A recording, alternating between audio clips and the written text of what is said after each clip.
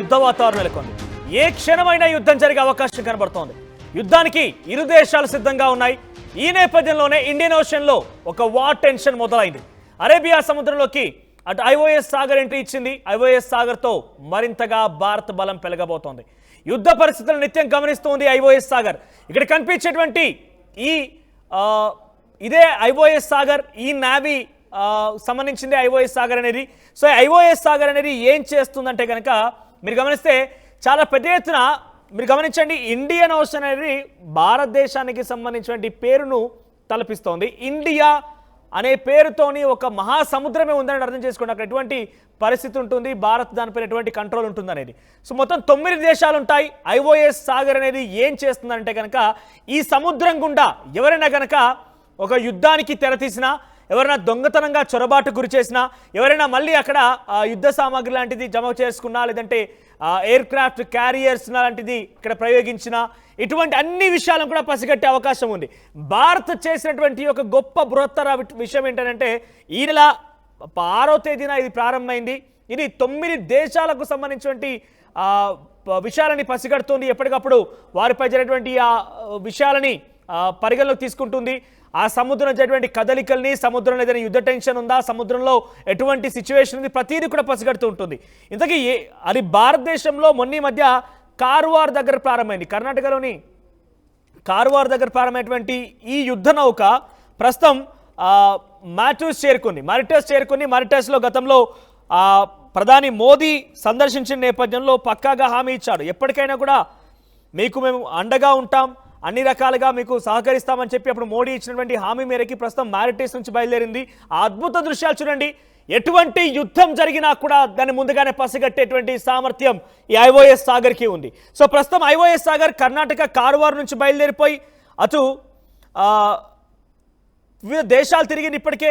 దాంట్లో టాంజానియా, తరువాత అటు మొజాంబిక్, సౌత్ ఆఫ్రికా, అటువైపు నుంచి ఇటు మారిటస్ చేరుకుని మారిటస్ నుంచి ఇంకొక 2-3 రోజుల్లో సిచెలెస్ చేరబోతుంది. అక్కడ నుంచి మాల్దీవ్స్, అటు నుంచి అంటే ఇండియన్ ఓషన్ మొత్తాన్ని కూడా కంట్రోల్లోకి తీసుకుంది. ఇండియన్ ఓషన్ మొత్తం కూడా ఈ ఐఓఎస్ సాగర్ ఆధీనంలో ఉంది.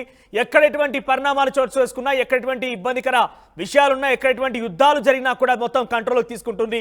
రంగంలోకి ఇప్పుడు ఐఓఎస్ సాగర్ దిగింది, అన్ని విషయాలను పసిగడుతుందని చెప్పి గమనించిన పాక్ ఒక్కసారిగా అల్లాడిపోతోంది. ఏంటి, ఎందుకు ఇక్కడ ఇండియన్ ఓషన్కి పాకిస్తాన్కి సంబంధం ఏంటి అనుకుంటే కనుక మీరు గమనించండి, ఇరాన్, ఇరాక్ లాంటి దేశాలు కానివ్వండి, లేకపోతే ఇంకోవైపు నుంచి చాలా అంటే ఇండియాకి వ్యతిరేకంగా ఉన్న దేశాలు కూడా డెఫినెట్గా పాకిస్తాన్కి సపోర్ట్ ఇచ్చే అవకాశం కూడా ఉంది. ఇంకా మీరు గమనిస్తే చాలా వరకు వివిధ దేశాలు, ముఖ్యంగా ఒపెక్ దేశాలని కూడా పాకిస్తాన్కి సపోర్ట్ ఇచ్చే అవకాశం ఉంది. సో ఎప్పటికప్పుడు కలియ తిరుగుతూ ఎటువంటి వాతావరణం ఉందనేది ఈ ఐఓఎస్ సాగర్ పసిగడుతోంది. కాబట్టి ముందస్తుగా పాకిస్తాన్కి సంబంధించినటువంటి సమాచారం అంతా కూడా ఐఓఎస్ సాగర్ అంతా ఏ దేశాలు సపోర్ట్ ఇస్తున్నాయి, ఎటువంటి వాతావరణం ఉంది, ఎయిర్ క్రాఫ్ట్ క్యారియర్లు ఏమైనా వస్తున్నాయా, లేకపోతే వారికి ఎటువంటి యుద్ధ సామాగ్రి అంత ఉంది, ఇవన్నీ కూడా పసిగడుతోంది. ఎక్కడికక్కడ ఈ ఐఓఎస్ సాగర్ అనేది పసిగట్టి అటు భారత్ దగ్గర అన్ని రకాలటువంటి సంసిద్ధతో ఉన్నది, అన్ని రకాల సమాచారం అయితే ఉంది. సో ఐఓఎస్ సాగర్ అనేది Indian national centre for ocean informatic service అనేది మెయింటైన్ చేస్తూ ఉంటుంది. 9 దేశాలు ఉంటాయి దీంట్లో ఆఫ్రికా సంబంధించి చాలా కీలకం. ఆఫ్రికా కూడా మనతో జట్టు కట్టి ఈ యొక్క విషయానికి సపోర్ట్ ఇవ్వడం గల కారణం ఏంటంటే చైనా చొరబాట్లని. చైనా ఏకంగా ఆఫ్రికాలో కూడా చొరబాటు ప్రయత్నం చేసిందట. ఇక సముద్రపు దొంగల్ని పసిగడుతుంది ఈ ఐఓఎస్ సాగర్ అనేది. హౌతీలు ముఖ్యంగా ఇందాక చూసాం, అమెరికా నుంచి ఒక యుద్ధ విమానాలను క్యారీ చేసేటువంటి ఎయిర్ క్రాఫ్ట్ని నిన్న రెడ్ సీలో కొంత విమానం పడిపోయిన విషయం అనేది తెలిసిందే. సో ట్రూమన్ హ్యారీ అనేటువంటి ఒక ఎయిర్ క్రాఫ్ట్ ద్వారా ఆ ఎయిర్ క్రాఫ్ట్ అన్ని వెళ్తూ ఉంటే ఒక టోయింగ్ చేసే సమయంలో ఒక యుద్ధ విమానం సముద్రంలో పడిపోయింది. అంతకంటే ముందు ఒక కార్గో షిప్ కూడా యుద్ధ సామాగ్రితో అటు ఇజ్రాయెల్ వైపుగా వెళ్తుంటే యెమెన్ హౌతీలు పేల్చేశారు. సో యెమెన్ హౌతీలు ప్రస్తుతం పాకిస్తాన్కి సపోర్ట్ ఇస్తున్నారు. అంతెందుకు మొన్న పీఓకేలో కూడా హౌతీలందరూ కూడా అక్కడ సందర్శించినట్టు తెలుస్తోంది. పాకిస్తాన్కి వారు సపోర్ట్ ఇస్తున్నారు. ఈ నేపథ్యంలోనే అటు హౌతీలు ఏమైనా దుశ్చర్యకు పాల్పడినా, లేకుంటే హౌతీలు ఏదైనా పాకిస్తాన్కి సపోర్ట్ ఇచ్చేటువంటి ఆలోచనలో ఉన్నా, హౌతీలు ఏదైనా దుర్మార్గానికి పాల్పడినా ముందుగానే ఐఓఎస్ పసిగడుతోంది. అటువంటి 44 మంది నావీ పర్సనల్స్ ఇందులో ప్రయాణిస్తూ ఉంటారు. 9 దేశాలకు సంబంధించినటువంటి నావీ పర్సనల్స్ ఇందులో ఇన్వాల్వ్ అయి ఉంటారు.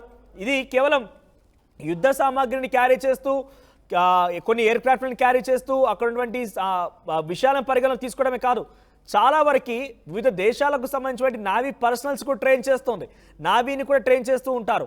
కొన్ని యుద్ధ సామాగ్రిని తరలించడం, యుద్ధానికి సంబంధించిన విషయాలను పసిగట్టడం, అక్కడ సముద్రంలో ఎటువంటి విషయాలు ఉన్నాయి, సముద్రంలో ఇంకేదైనా దేశాలు ప్రయత్నం చేస్తున్నాయా, ఇండియా వైపుగా ఏమైనా ముప్పటి దాడి జరిగే అవకాశం ఉందా, అటు సౌత్ ఆఫ్రికా వైపుగా, మొజాంబిక్ వైపుగా, తర్వాత టాంజానియా వైపుగా, తర్వాత మారిషస్ వైపుగా, సెచెల్స్ వైపుగా, తర్వాత మాల్దీవ్స్, ఇవన్నీ ప్రాంతాలను పసిగడుతూ ఎప్పటికప్పుడు అందరి మధ్య ఒక మంచి హెల్తీ రిలేషన్షిప్ని మెయింటైన్ చేసేదే ఈ ఐఓఎస్ సాగర్ అనేది. ఆ అద్భుత దృశ్యాలు చూడండి ఎంత అద్భుతంగా ఉన్నాయనేది. అటువైపుగా ఇటువైపుగా రెండు అంటే కొన్ని లెవెల్ ఆఫ్ షిప్స్ వెళ్తున్నాయి. మధ్యలో ఈ air craft carrier iOS Sagar అని వెళ్తుంటే అద్భుత దృశ్యాలని ఇప్పుడు నావీ విడుదల చేసింది.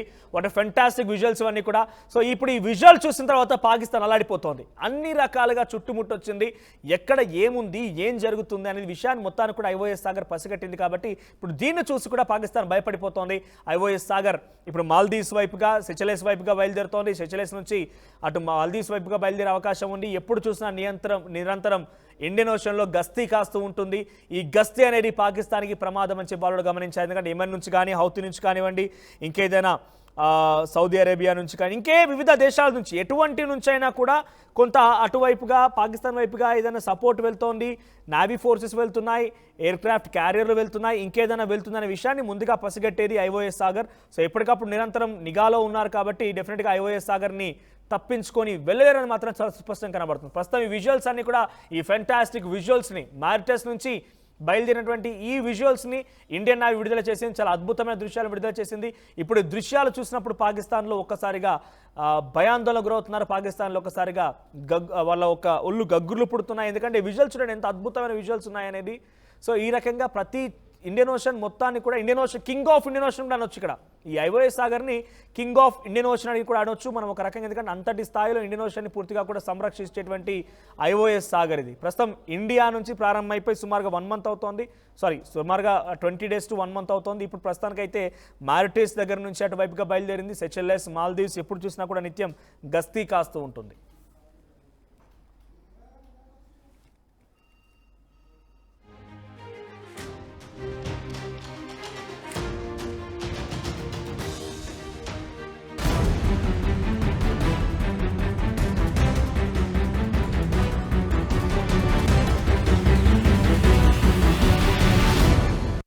Do you know why Keshav Reddy students have been accomplishing multi-dimensional success in their chosen careers over 30 years? The answer is simple. Commitment. Commitment towards academics. Commitment towards complete schooling. Commitment towards overall development. And towards whatnot. And now, it's your child's turn to experience it and excel. Keshav Reddy Schools.